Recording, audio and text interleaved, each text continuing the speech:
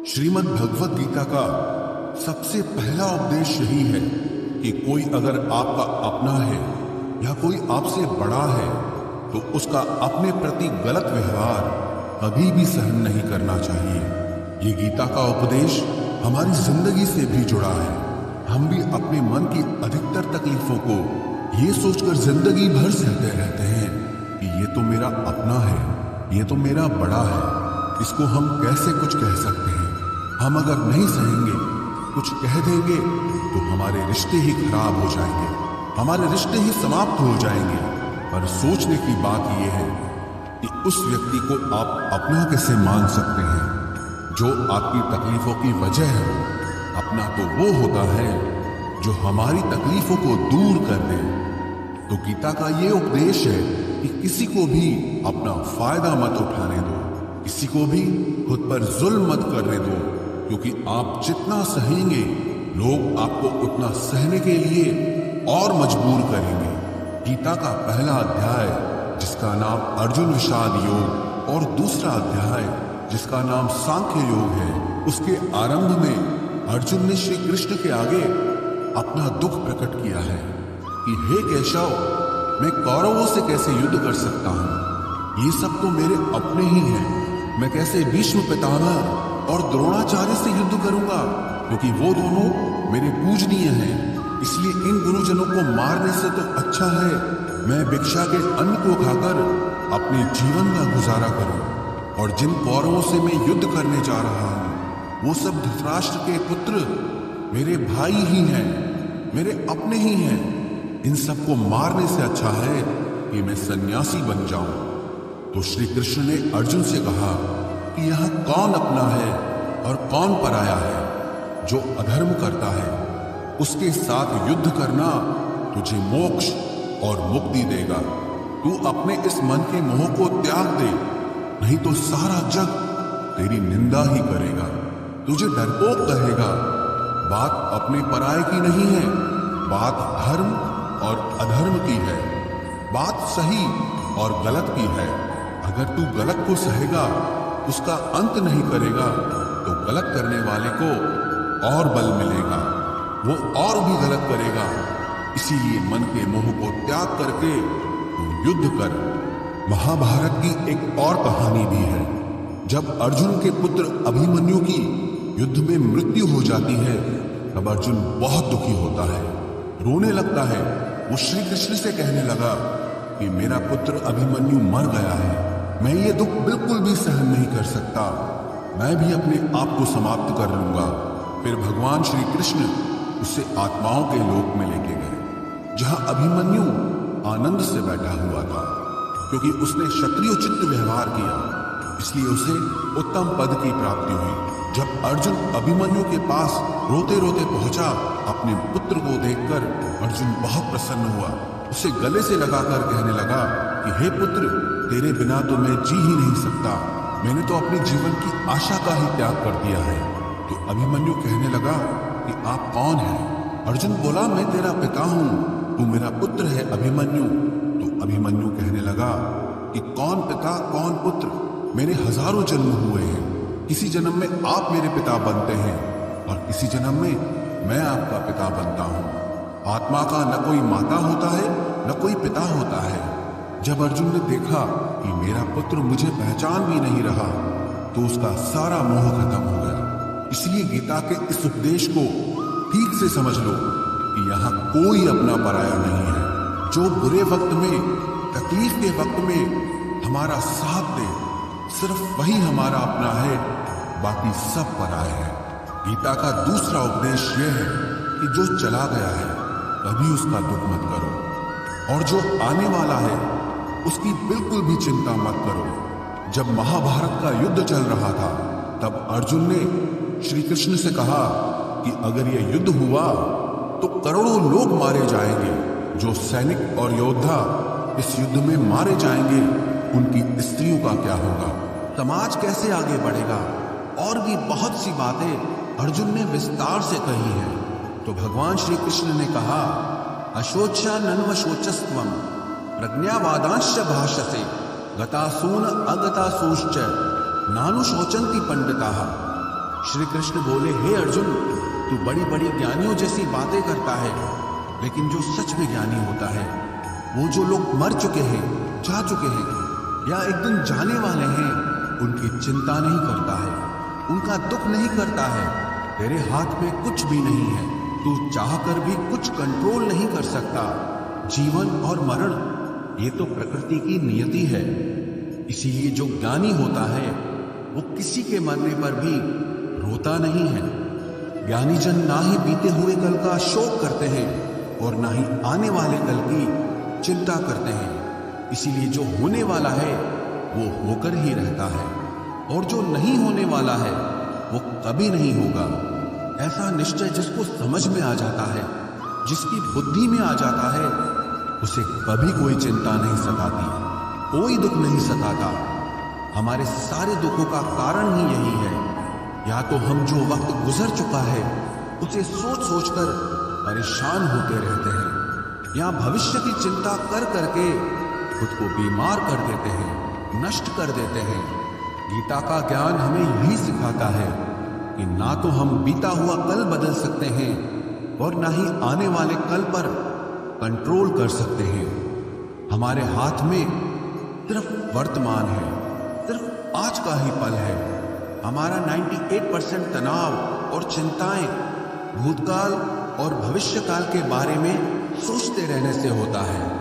हम हमेशा उसी में ही जीते रहते हैं, मगर वर्तमान में कभी नहीं जीते, इस पल को कभी नहीं जीते। जब आप वर्तमान का पूरा आनंद लेना सीख जाओगे, तभी आपकी जिंदगी से तनाव कम होगा, चिंताएं खत्म होगी।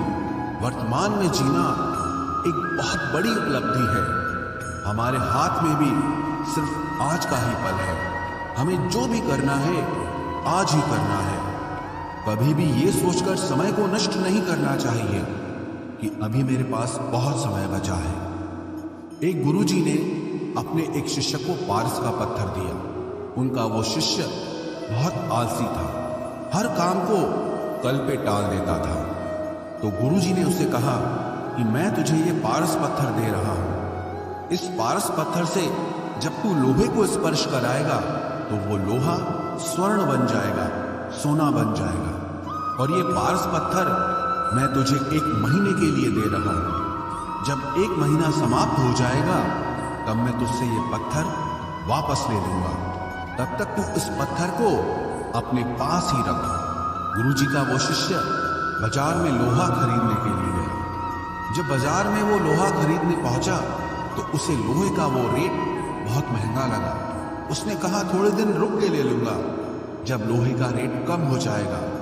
पर उसकी बुद्धि में ये बिल्कुल नहीं आया कि इस लोहे को मैं सोना बनाकर बहुत अधिक धन बना सकता हूं। लेकिन उसके मन की सुस्ती, उसके मन का आलस्य, उसकी वजह से उसने उस काम को कल पे टाल दिया। ऐसे ही करते करते पूरा महीना समाप्त हो गया। फिर गुरुजी उस शिष्य के पास आ पहुंचे कि बताओ तुमने कितना सोना बनाया। शिष्य बोला कि मैंने तो अभी सोना बनाना शुरू भी नहीं किया। तो गुरुजी ने कहा मुझे मेरा वो पारस पत्थर वापस चाहिए। शिष्य बोला कि नहीं, मुझे थोड़ा वक्त दीजिए, मैं थोड़ा सोना बनाना चाहता हूँ। गुरुजी ने कहा कि ये पारस पत्थर पूरा 1 महीना तेरे पास था पर तू कुछ नहीं कर पाया, लेकिन अब समय समाप्त हो चुका है। ऐसे ही ये हमारा जीवन है, हमारी जिंदगी है, और ये समय ही पारस पत्थर है। हम समय के एक एक पल से अपने जीवन को सोना बना सकते हैं, लेकिन हमें ये लगता है कि हमारे पास बहुत समय बचा है।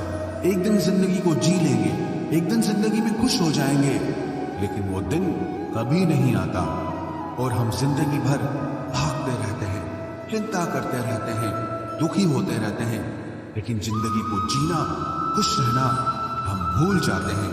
इसलिए गीता का ज्ञान हमें ये सिखाता है कि आप आज में जीना सीखो, इस पल में जीना सीखो। गीता का तीसरा उपदेश यह है कि मौत से डरना बिल्कुल व्यर्थ है। श्री कृष्ण ने गीता में कहा है कि ये संसार मृत्यु लोक है। जिसका भी जन्म हुआ है वो एक दिन जरूर मर जाएगा। जिसका आरंभ हुआ है उसका अंत अवश्य होगा। हम इसे रोक नहीं सकते। जैसे हम रोज कपड़े बदलते हैं, वैसे ही हमारी आत्मा नया शरीर धारण करती है। मृत्यु सिर्फ इस जीवन का एक नया आरंभ है, इस जीवन का अंत नहीं है। आत्मा कभी नहीं मर सकती और ना ही उसे कोई मार सकता है, लेकिन मौत का डर मनुष्य को सबसे ज्यादा लगा रहता है। मौत का दुख भी इंसान को सबसे ज्यादा होता है। एक पेड़ में दो पक्षियों का जोड़ा रहता था। उन दोनों को एक दूसरे से बहुत प्रेम था। उन्होंने साथ जीने मरने की कस्में खाई थी। एक दिन वहां एक शिकारी आया और उसने एक तीर चलाकर वहां पेड़ पर बैठे मादा पक्षी को मार दिया। तो वो अकेला नर पक्षी रोने लगा कि मैं तुम्हारे बिना कैसे जी पाऊंगा। तुम्हारी जगह मेरी मृत्यु आ जाती, मेरा जीवन तुमको मिल जाता। वो रो रो के बहुत विलाप करने लगा। इतने में ही उस शिकारी ने दूसरा तीर चलाया और उस नर पक्षी को भी मार दिया। वास्तविकता में ये कहानी हमारी ही है। हम भी रोते रहते हैं जब कोई मरता है तो, लेकिन हमें ये नहीं पता कि एक न एक दिन हमारा भी जीवन समाप्त हो जाएगा। हम भी उसी मृत्यु के पेड़ पे ही बैठे हैं, लेकिन शरीर का मिटना हमारा अंत नहीं है। श्री कृष्ण ने अर्जुन से कहा कि हे अर्जुन, तेरे और मेरे अनंत जन्म हुए हैं। तुझे कुछ भी याद नहीं है, लेकिन मुझे सब याद है। जो व्यक्ति इस सत्य को समझ ले कि मैं यहां इस संसार में कुछ समय के लिए आया हूं, उसकी जिंदगी के सारे झगड़े, सारे दुख, सारी चिंताएं ही समाप्त हो जाएंगी। जब इस संसार से जाना ही है तो दुख इस बात का। पहले के जमाने में साधु महात्मा लोग पैदल यात्रा करते थे। यात्रा करते करते वो एक नगर में पहुंचे। वो महात्मा बहुत थक चुके थे। उस नगर में उन्होंने एक महल देखा और उन्होंने उस महल में जाकर विश्राम करने का सोचा और वो महल में जाकर सो गए। जब उस महल में वहां का राजा पहुंचा तो अपने पलंग पर उस महात्मा को सोता देखकर बहुत हैरान हो गया। राजा उस महात्मा से पूछने लगा कि तुम मेरे महल में कैसे घुस आए और मेरे बिस्तर पर सो रहे हो। महात्मा कहने लगा, ये तुम्हारा महल है? मुझे तो लगा ये धर्मशाला है। तो राजा ने कहा, आपको मेरा महल धर्मशाला कैसे लगा? तो महात्मा ने राजा से प्रश्न किया कि तुमसे पहले इस महल में कौन रहता था? तो वो राजा बोला कि मुझसे पहले मेरे पिता यहाँ पर रहते थे और उससे पहले मेरे दादाजी यहाँ पर रहते थे। तो महात्मा ने फिर प्रश्न किया कि क्या तुम इस महल में हमेशा रहोगे या तुम्हारे बाद कोई और रहेगा? तो राजा कहने लगा कि मेरे बाद मेरा पुत्र इस महल में रहेगा। तो महात्मा राजा से कहने लगे कि जिस जगह पर रहने वाले बार बार बदल जाते हो उसे घर कैसे कह सकते हो? वो तो धर्मशाला ही है। इसीलिए तेरे महल को धर्मशाला समझकर मैं इसमें रात बिताने के लिए आ गया। धर्मशाला जान जग को, जीव सब मेहमान है। मोह किससे मत करो, सब स्वप्न का सामान है। यदि हम भी इस बात को समझ लें कि हम यहाँ कुछ समय के लिए आए हैं, आनंद करने के लिए आए हैं, खुश रहने के लिए आए हैं, तो हमारे सारे दुख ही समाप्त हो जाएं। जब हम अपना मोह यहाँ जमा लेते हैं, अपना दावा यहाँ जमा लेते हैं कि ये मेरा है, इसे मैं छोड़ नहीं सकता, इसके बिना मैं जी नहीं सकता, तो हमारा जीवन दुखों से भर जाता है।